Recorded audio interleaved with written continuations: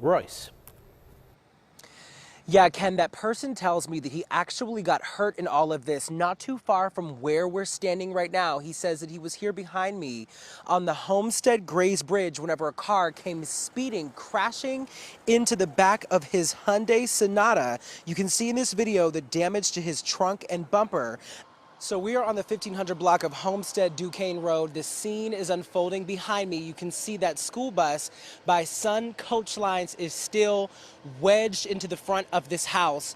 If you look closely, you'll see what we're seeing. You can see the front end of this bus smashed into the living room of this home. There's damage to what looks like the roof, also a car. Yeah, you guys, so at this point, there's still at least 2 feet of floodwater here on the lower level of the Westgate condominiums after that flash flood came and sent water streaming into these apartments. Earlier this morning, you can see here where the water line is that at one point this water was at least chest deep. Some people lost nearly all of their belongings. The utilities are all off here tonight. Projects are slowly starting to ramp up here in Pittsburgh's District 7, but people who live here aren't exactly thrilled with all of the noise and roadblocks. Tonight, they were able to address some of their concerns with the mayor and city leaders during a special meeting. Hi, Ken. Good evening. So history was actually made here in Allegheny County tonight. Sarah Innamorato actually just became the first woman to ever be elected as nominee for county executive here. We heard people chant her name as she walked in with Pittsburgh Mayor Ed Gainey and Congresswoman Summer Lee by her side. It's the sale. Critics said nobody in their right mind would ever close on. But this week, it's official. The Wabash Piers have officially been sold to a top secret buyer. Now, last but not least, let me show you what I would do if I came down. I would come in, I would walk right over there, get my snacks. This is if I wasn't watching my figure. I would go get me a nice little funnel cake, and then right over here, that's it. Find you a nice big tree, put your blanket down, take a nap.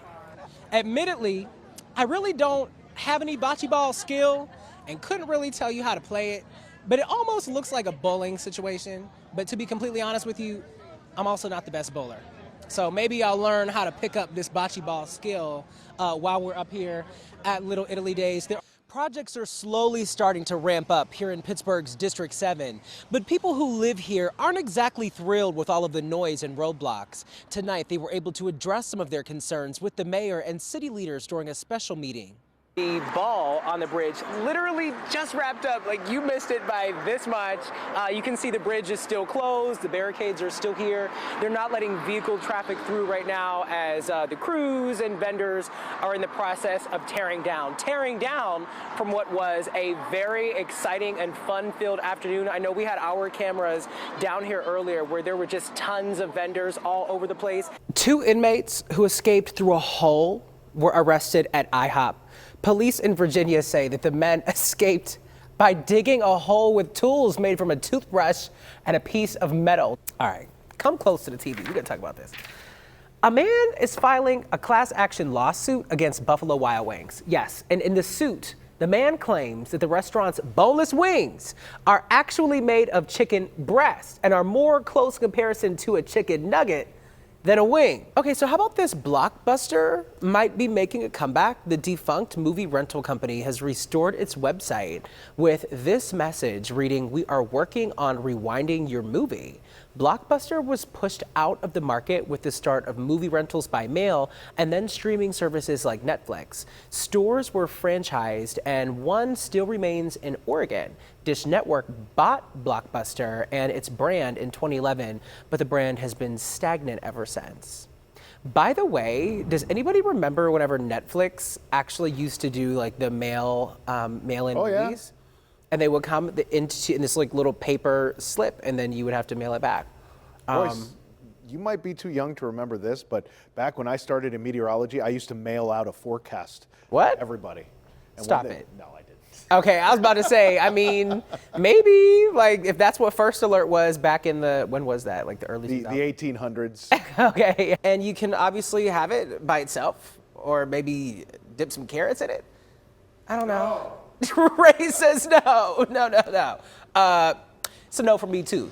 So, okay, I could not wait to talk to you guys about this. So the sounds of loud chewing, sniffing, slurping, and even breathing is literally unbearable for nearly 1 in 5 people. That's according to a new study out of the UK. Tomorrow, when you get ready to leave the house, grab that fanny pack. Wait a minute.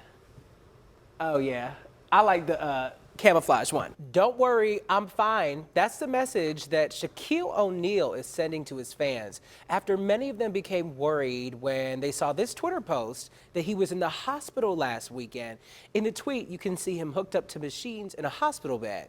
The NBA legend took to Instagram yesterday thanking everyone for their concern while assuring them that he's okay. He wrote in part, quote, "Just had to get some BBL work done, AKA hashtag hip replacement, but yes, I'm fine, no need to worry." If you don't know, BBL stands for Brazilian butt lift.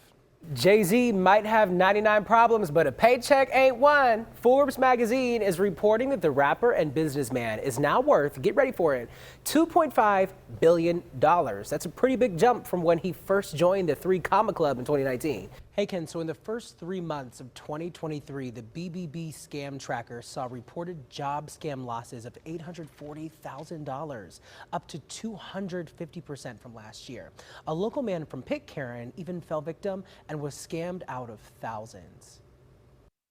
You're pretty sick if you're preying on, vulnerable people. Back in March, Anthony Pizzuto was looking for a change of pace. He found a customer service job listed on LinkedIn and Indeed for Beechel, a reputable technology company based in Germany. The hiring process moved fast, but when it came time for the interview, something was off.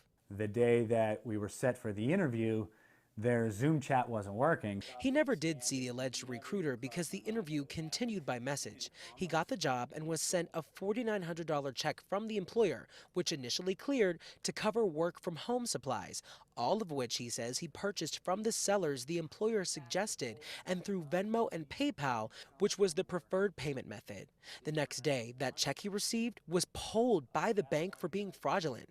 Turns out this job offer was bogus. I pretty much knew at that point that it wasn't a mistake from my bank, that, the red flags that I was somewhat hesitant about, were actually lining up and I got scammed. The average loss per individual is a little over $1,500. Caitlin Driscoll from the Better Business Bureau tells KDKA Pizzuto is not the only one this has been happening to recently, and that some of these fraudulent job offers out there can be really deceiving. They'll utilize impersonation, so people are impressed, excited, not as likely to automatically think of it being a potential scam. Meanwhile, Pizzuto tells us he's still out that $4,900 he lost in the scam. According to him, despite the situation, Venmo and PayPal are holding him accountable for losing the money because he technically verified the transaction. It was supposed to be a show full of fun, glitz, and glamour, but a drag show in West Virginia featuring drag performers from Pittsburgh was recently canceled by the venue due to backlash and violent threats. Only on KDKA tonight, I sat down one-on-one with the 2 drag entertainers who say, sadly, this isn't the first time they've encountered something like this. Dressed to the nines in their own handmade garments, Indy Skies and Luna Sky have threaded together a bedazzled career as drag performers. The presence for SNS has been huge, so I know that she loves it and is dedicated, and she does a great job. Indy makes a lot of the stuff that we wear, and I do a lot of the business side of things. In recent months, the local drag duo has taken their event business, SNS Productions, on the road. Last month, Permane Brothers in Wheeling, West Virginia had booked them for a closed, ticketed, all-age drag brunch that was nearly sold out. The attention it got in the community was amazing because they were so excited for that big production brunch to come into town. But these queens would soon learn not everyone was in their court. They say despite this being a private event, when word spread about the performance online, they were met with threatening, hateful, and derogatory comments. Permane's also apparently received similar threats and calls to corporate, leading the restaurant to cancel the drag brunch. It was a safety issue, and it's not worth it, for the safety of our patrons and for ourselves. And the last thing we would ever want is for anyone to get hurt on our watch or for each other to get hurt on our watch. If people were to come out to an event and something were to ever happen, we would never be able to forgive ourselves because those people were out there supporting us and wanting to have a good time. The cancellation cost these entertainers more than 80 hours of show prep. It also cost them thousands of dollars after refunding all of the nearly 250 people who bought tickets. Just like any other event, their shows that have a wide-ranging audience are tailored to be age-appropriate and can even sometimes include educational and charitable components as well. They tell me underneath all of this getup, they're just two performers looking to uplift and entertain. Once we take the makeup off and all the glitz and the glam, we're still human beings. We're someone's brothers, we're someone's sons, we're someone's best friend, you know, and we're each other's partners as well. The scariest thing for me in this experience is the potential for it to happen again or for it to elevate.